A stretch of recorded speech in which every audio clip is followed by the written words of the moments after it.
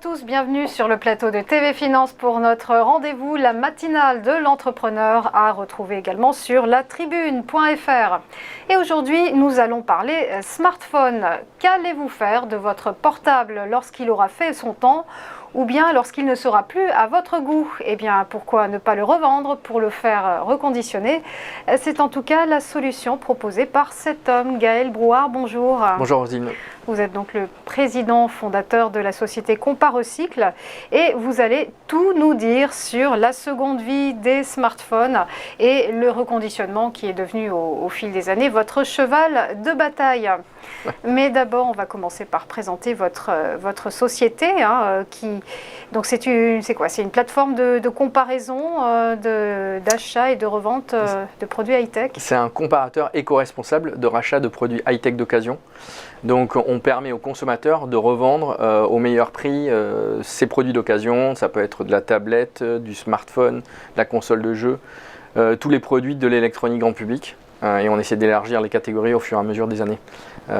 Éco-responsable parce qu'effectivement on a sélectionné une cinquantaine de partenaires locaux qui sont écolabellisés, donc qui respectent des normes des 3E et qui derrière en fait sont locaux, c'est-à-dire qu'en fait c'est essentiellement national. On a quelques acteurs européens, mais on privilégie en fait le circuit court, donc l'économie circulaire, donc les reconditionneurs locaux. Oui, c'est ça, hein. Les reconditionneurs sont vraiment triés sur le volet. Ouais, hein. Ouais, exactement, ce sont des industriels qui respectent en fait tous les cahiers des charges qu'on a définis avec eux et qu'on fait évoluer dans le temps pour inciter en fait le consommateur à revendre de manière simple, facile et qu'il n'y ait pas de surprise à l'arrivée avec des écarts, des litiges ou autres. Et donc l'idée c'est vraiment d'inciter la reprise parce que tous ces acteurs que nous avons sélectionnés sont des reconditionneurs. Mais avant tout, pour reconditionner, il faut recycler les produits, donc reprendre les produits des consommateurs. Donc il faut qu'il y ait suffisamment de prix incitatifs pour que les consommateurs revendent. Parce qu'aujourd'hui, effectivement, beaucoup de consommateurs souhaitent acheter des produits reconditionnés. Donc c'est un souhait entre 70 et 72%. Mais seulement 6% revendent à des professionnels. Donc il y a un trou dans la raquette aujourd'hui. Et l'idée c'est que nous on essaie de détendre ça avec effectivement différentes solutions, mais on discute beaucoup avec les opérateurs télécoms qui nous aident aussi à faciliter cela. Les constructeurs aussi qui aujourd'hui ne sont pas les bêtes noires du marché, hein. Il faut avoir du produit neuf aussi pour que le marché soit dynamique et que les gens rachètent des produits neufs et qui revendent pour qu'ils soient reconditionnés et que d'autres personnes utilisent ces produits de seconde main et que ce soit des produits de troisième, quatrième main. Donc en fait c'est un marché qu'on a essayé d'organiser depuis maintenant à peu près 9 ans. Parce que c'est ça, vous évoquiez ce paradoxe, hein, 96% des Français abandonnent leur vieux smartphone dans leur tiroir, hein, soit par nostalgie ou par envie espoir de le faire redémarrer un jour, mais donc paradoxalement parlant, 66% d'entre eux sont prêts à acheter un smartphone reconditionné. Ouais. Alors comment on fait pour faire évoluer les mentalités, pour les amener à recycler, à venir vous voir? Alors, ce qu'il faut, c'est que nous, on essaie de désacraliser le côté écologique. Donc, on est dans l'économie, ce qu'on dit. C'est effectivement inciter le consommateur à revendre quand il y a des super prix de reprise. Et c'est combiné souvent dans les enseignes dans lesquelles nous sommes présents ou chez les opérateurs à des bonus à la reprise pour acheter le nouveau smartphone qui va bien. Donc, ça réinjecte en fait et réorganise en fait le marché. Il y a des gens qui veulent acheter du neuf, d'autres qui veulent acheter du reconditionné. Il y a un problème d'offre et de demande aujourd'hui. Il y a beaucoup de demandes sur le reconditionné et très peu d'offres, ce qui fait qu'il y a de la dérive aussi et il y a beaucoup d'imports. Et ça, on en parlera tout à l'heure. Mais globalement, il y a beaucoup de produits reconditionnés qui viennent des USA et de Chine, qui sont déjà reconditionnés. Donc c'est pas très bon au niveau... Enfin, c'est déjà mieux qu'un produit neuf produit.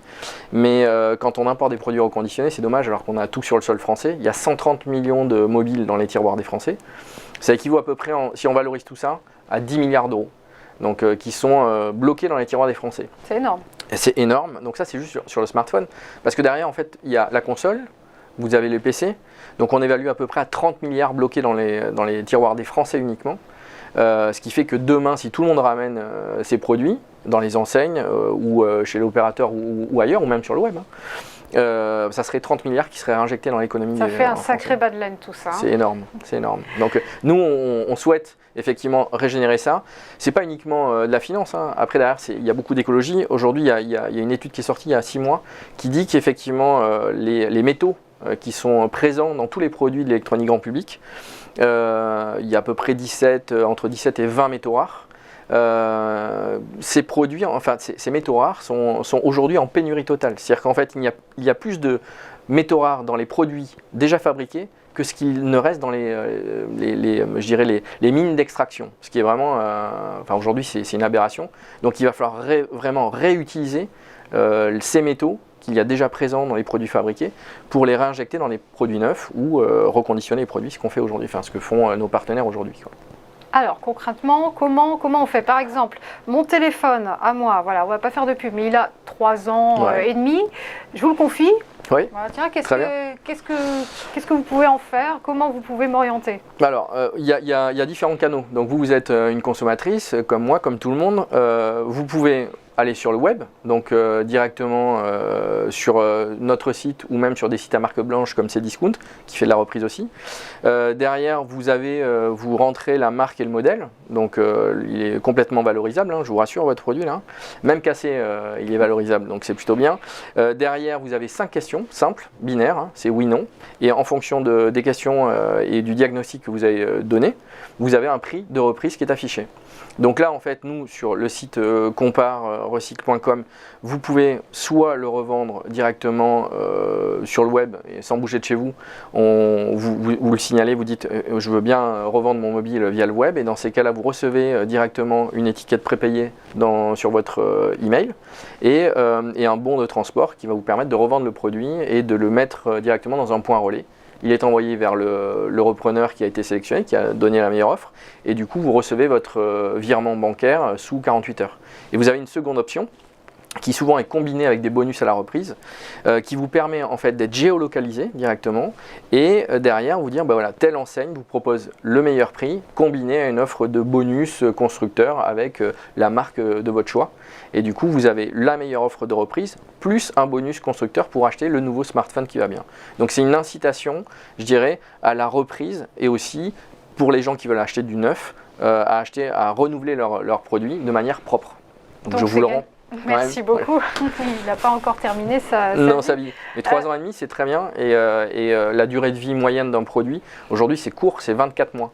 Donc 3 ans et demi, c'est une très bonne moyenne. Et vous faites partie des gens qui font attention à leur mobile. C'est très bien. Contre l'obsolescence programmée. Exactement. Alors, reconditionner, c'est bien. Recycler, mais encore faut-il éviter quelques écueils.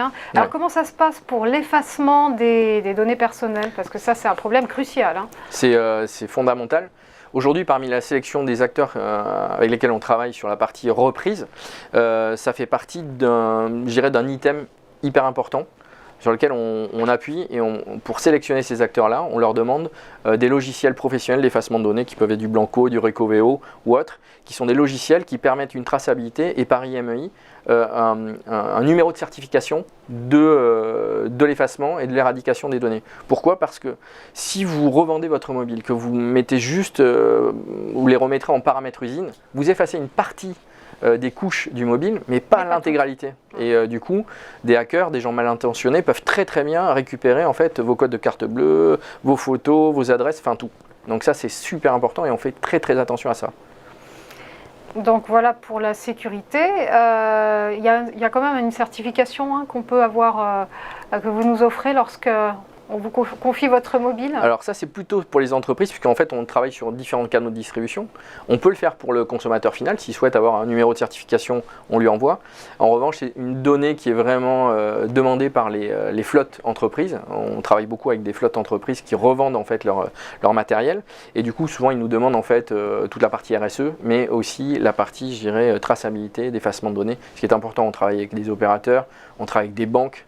Donc on ne peut pas se permettre de laisser les produits dans la nature et ne pas vérifier que l'intégralité des données soit éradiquée. Alors dites-moi, Gaël Brouard, on parle beaucoup d'éco-responsabilité, de RSE. C'est quoi être un patron green? C'est difficile à dire. Être un patron green, c'est déjà avoir des convictions, je dirais écologiques, changer un peu la donne. Et comme je viens, moi, j'ai vraiment un parcours dans l'électronique grand public. En fait, c'est un peu pour aider à contribuer. Je vais contribuer à ce que j'ai fait auparavant en vendant beaucoup de produits neufs. Comme je vous le disais, il y a beaucoup d'extraction de minerais, de métaux rares. Et l'idée, en fait, c'est de rendre un peu à César ce qui est à César, et notamment à la Terre, à la planète, ce qu'on a ponctionné. Et j'essaye de le faire à ma manière. C'est-à-dire qu'en fait, avec mon équipe, tous les gens qui sont dans mon équipe sont des gens de conviction. Et en fait, on est tous des passionnés. Et on voudrait changer un peu la donne et réorganiser ce marché, qui est du neuf, du reconditionné, de la reprise. Du recyclage in fine, et réintégrer toutes ces matières dans des produits neufs.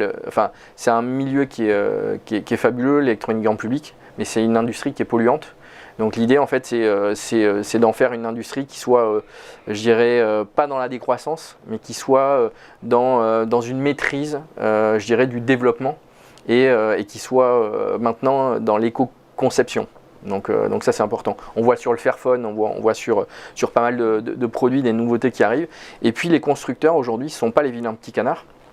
Nous, ce sont des alliés aussi, puisque s'il n'y avait pas de produits neufs, il n'y aurait pas forcément de reprise, il n'y aurait pas de produits reconditionnés non plus. Donc il faut juste avancer. Les constructeurs qui sont vraiment connus sont en train de travailler sur des produits sur du reconditionnement. Ils sont en train de travailler avec nos partenaires pour justement les certifier. Donc il y a beaucoup de choses qui sont en train de se mettre en œuvre. Et du coup, nous, on pense vraiment que les constructeurs sont là pour nous aider, et les opérateurs sont en train d'orchestrer aussi ce marché-là. Une dernière question. Comparecycle va bientôt fêter ses 10 ans. Ouais. Quels sont ses objectifs de croissance?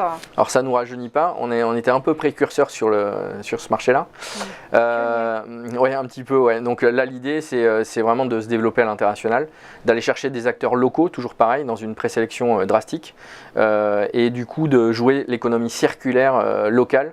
Donc on est présent dans 4 pays aujourd'hui. L'idée, ça serait de se développer dans à peu près 8 pays d'ici à 2023, fin 2023. Donc voilà. Merci beaucoup Gaël Brouard d'avoir été sur notre plateau. Merci. Je rappelle que vous êtes le président fondateur de Comparecycle. Voilà, c'est la fin de cette matinale de l'entrepreneur. Merci beaucoup de nous avoir suivis. À très bientôt.